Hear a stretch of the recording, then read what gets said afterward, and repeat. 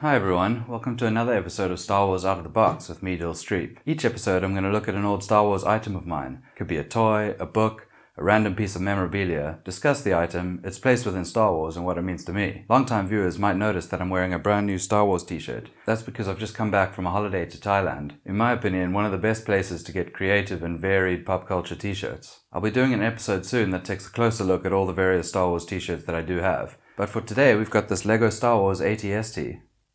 That's right, this is the LEGO Star Wars ATST. It's set number 7657, contains 244 pieces, and was released on the 1st of January 2007. And you know this because the side of the box says 30th anniversary of A New Hope. And this set is taken from 1983's Return of the Jedi, as you can tell from the box art. As always, if you open the box, you can get the sacred texts. And what's interesting about this set is that it actually comes fully built, which is cool. I joke, of course.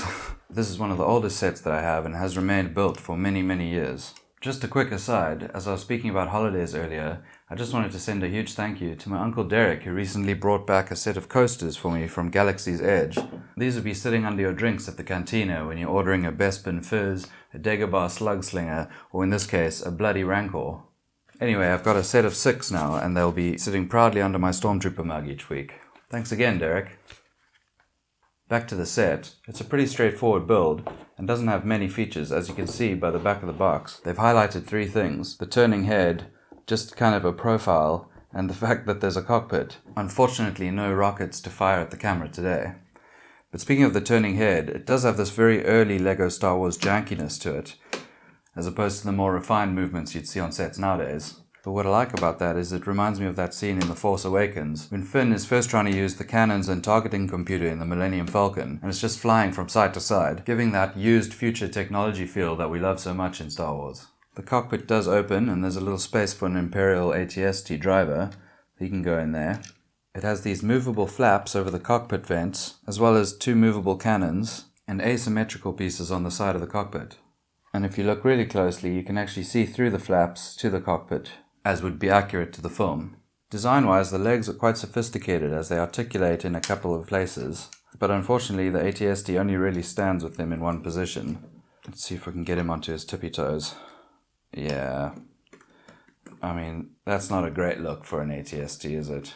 As the set is so old and, as I mentioned, has remained built for most of its life, it has obtained a bit of sun damage on certain pieces. Not unlike my Star Wars Micro Machines Stormtrooper transforming playset.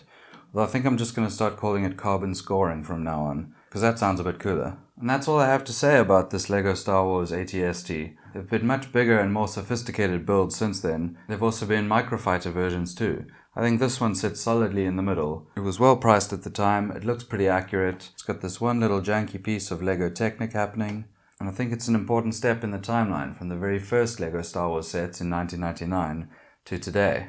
And I'm glad that it's part of my collection. As always, I prepared a little something special for the end of this video. Enjoy!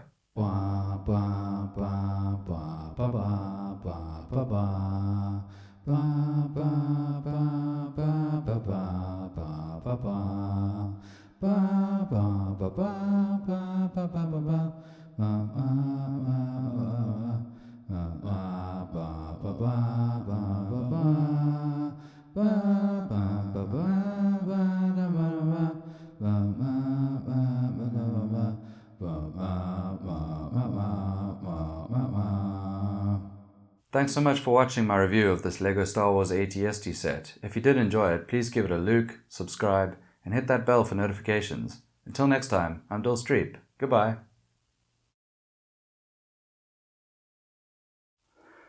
Each episode I'm going to look at an episode of Everyone Loves Raymond.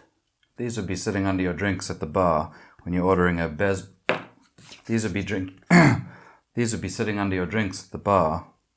It has these movable flaps over the cockpit.